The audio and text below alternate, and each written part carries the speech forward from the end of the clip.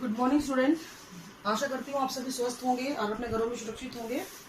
तो बेटा आज का हमारा जो टॉपिक है दैट इज न्यूक्लियस। ये लार्जेस्ट सेल ऑर्गेनेल है हमारे किसी भी सेल का and it is the most conspicuous organelle of the body of the cell. It is visible under the light microscope. अगर आप एक लाइट माइक्रोस्कोप से देखते हैं तो ये इजीली आपको विजिबल हो जाता है, बट इट्स फाइन स्ट्रक्चर अगर आपको विजिबल करनी है you have to use the electron microscope. Normal labs के अंदर इलेक्ट्रॉन माइक्रोस्कोप एग्जिस्ट नहीं करते हैं, हमारे पास लाइट माइक्रोस्कोप होते हैं। लेकिन जितनी भी बड़ी लैब्स है, रिसर्च लैब जो होती है, उनके अंदर इलेक्ट्रॉन माइक्रोस्कोप होता है जिसमें आपको उसकी अल्ट्रा स्ट्रक्चर नजर में आती है। इसके पास हेरिडिटरी इंफॉर्मेशन होती है ताकि ये आपकी सेल को रेगुलेट कर सके, उसकी फंक्शनिंग को रेगुलेट कर सके। और इसके अलावा उसके पास ऐसी सारी जानकारी होती है जो एक जनरेशन से दूसरी जनरेशन में पास होना बहुत ही जरूरी होती है। ठीक है, अगर हम इसकी अकरेंस की बात करें तो प्लांट और एनिमल सेल के अंदर दोनों के अंदर न्यूक्लियस पाया जाता है। प्लांट सेल के अंदर ये थोड़ा सा साइड में होता है। बेसिकली अगर हम प्लांट और एनिमल सेल बनाते हैं, ये प्लांट सेल हो गई, ये एनिमल सेल हो गई, तो प्लांट सेल में थोड़ा साइड में होगा जबकि एनिमल सेल में थोड़ा सा सेंट्रली लोकेटेड होता है। प्लांट में ये थोड़ा सा साइड में क्यों होता है? Due to the presence of large vacuole. वहां पे बहुत बड़ी वैक्यूल पाई जाती है। अगर हम बात करें प्रोकैरियोटिक की, प्रोकैरियोटिक सेल के अंदर न्यूक्लियस पाया नहीं जाता है।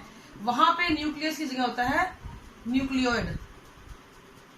ठीक है, ये न्यूक्लियोइड क्या होता है? सिर्फ सर्कुलर डीएनए होता है, फैला हुआ होता है। इसके अंदर कोई भी ऐसी कोई कंस्पिशियस स्ट्रक्चर यहाँ पे नहीं होती, कोई न्यूक्लियर मेम्ब्रेन, आउटर मेम्ब्रेन, ऐसी कोई स्ट्रक्चर यहाँ पे नहीं पाई जाती है।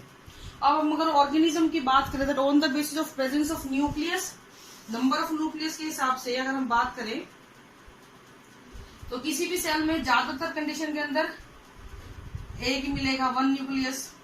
तो इसको हम बोलेंगे यूनी न्यूक्लिएटेड। क्या बोलेंगे बेटा? Uninucleated. अगर दो सेल मिले, दो न्यूक्लियस मिले तो बाई न्यूक्लिएटेड। और अगर बहुत सारे न्यूक्लियस मिले तो इसको हम बोलेंगे मल्टी न्यूक्लिएटेड। ठीक है, तो यूनी न्यूक्लिएटेड में ज्यादातर एग्जाम्पल इसी के होते हैं। बाई न्यूक्लिएटेड का एग्जाम्पल है पैरामीशियम, और मैनी मल्टी न्यूक्लिएटेड का एग्जाम्पल हमारे पास होती है बेटा फंगी। ठीक है, ये कुछ एग्जाम्पल है जो हमारे एक से ज्यादा न्यूक्लियस इनके अंदर पाए जाते हैं। ठीक है, प्रोकैरियोटिक में न्यूक्लियस नहीं पाया जाता है, वहां पे सिर्फ डीएनए फ्रीली लाई करता है साइटोप्लाज्म के अंदर। अगर हम बात करें इसकी केमिकल कॉम्पोजिशन की तो 80% प्रोटीन होता है, 12% डीएनए होता है, 5% आरएनए एंड 3% लिपिड। ये इसकी कॉन्स्टिट्यूशन होती है। DNA deoxyribose nucleic acid, RNA ribose nucleic acid, lipids and protein, ये सबसे ये मिलकर बना होता है। And if we are talking about the parts of the nucleus, क्या क्या होते हैं? न्यूक्लियर एनवलप, जो उसमें घेरे हुए होता है, कवर उसका, nuclear SAP, chromatin material, nucleolus और न्यूक्लियर मैट्रिक्स। ठीक है, तो अब ये जो स्ट्रक्चर है यहाँ पे आपको नजर आ रही है, मैं मिटा देती हूँ बाकी सारी चीजें ताकि आपको और इजीली इसको नजर आ जाए डायग्राम।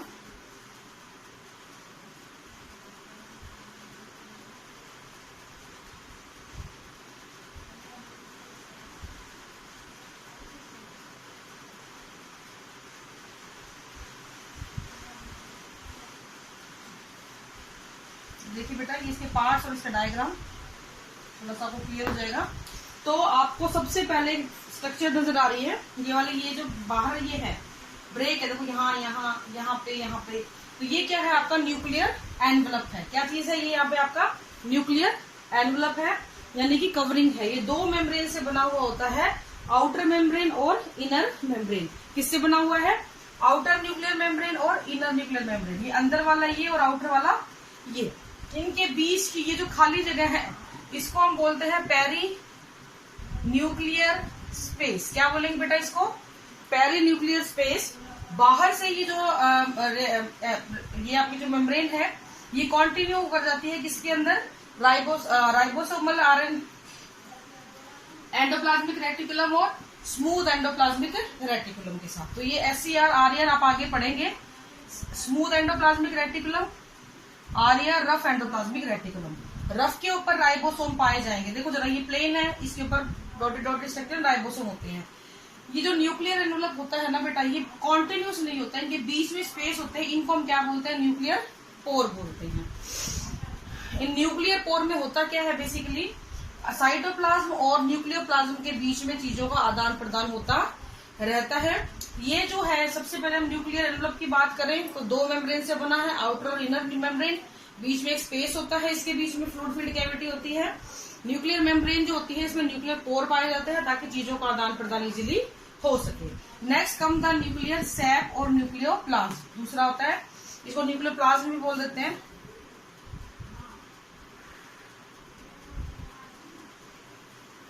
न्यूक्लियोप्लाज्म क्या होता है बेटा, ये एक लिक्विड है जिसको स्टेनिंग नहीं कर सकते आप, उसके ऊपर कोई कलर नहीं कर सकते, डाई नहीं कर सकते हो। इस लिक्विड के अंदर प्रोटीन, एंजाइम्स, कुछ आयंस, ऐसी चीजें आपको मिल जाएंगी। बेसिकली साइटोप्लाज्म का ही एक दूसरी फॉर्म ये होती है न्यूक्लियोप्लाज्म। फिर आता है बेटा न्यूक्लियोलस। ये देखो ये वाली स्ट्रक्चर, ये किसकी बनी होती है, ये बनी होती है आरएनए प्लस प्रोटीन की होती है ये स्ट्रक्चर, और सेल डिवीजन के टाइम पे डिसअपियर हो जाती है। फिर हम बात करें इस चीज की, देखो ये थ्रेड लाइक जो आपको नजर में आ रहा है, this is known as chromatin material.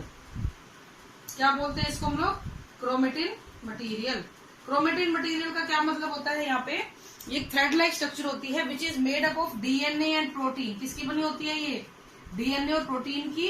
तो पूरे न्यूक्लियस के अंदर सबसे इंपॉर्टेंट चीज यही है, ये ऐसी उलझी हुई होती है, टैंगल स्टेज में होती है, क्रिस क्रॉस बोल देते हैं, कोई टैंगल बोल देता है, उलझी हुई सी हुई है, उलझी हुई रहते हैं, धागे होते हैं। लेकिन जैसे ही सेल ने डिवाइड करना होता है, ये इस उलझी हुई स्टेजेस से किस में कन्वर्ट हो जाती है बेटा, इस तरीके से एकदम फाइन स्ट्रक्चर में कन्वर्ट हो जाती है, जिसको आप बोल देते हो क्रोमोसोम।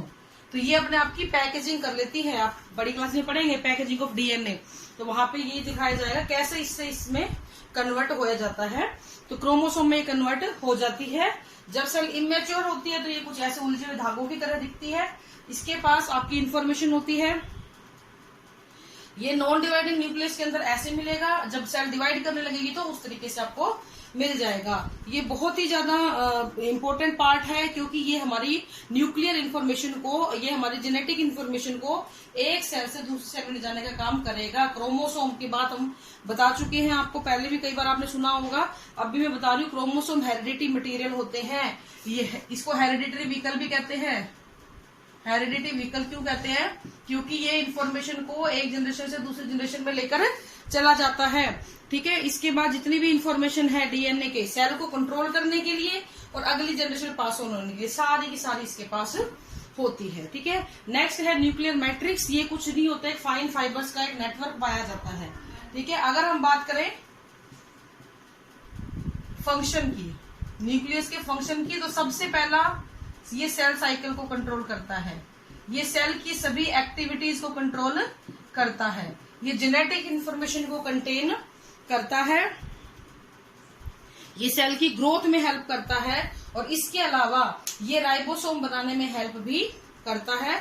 और इसके अलावा ये डीएनए है, तो एक जनरेशन से दूसरी जनरेशन में इंफॉर्मेशन को पास ऑन करने का काम भी करेगा। अगर किसी सेल में न्यूक्लियस नहीं है तो वो सेल डेड कही जाएगी।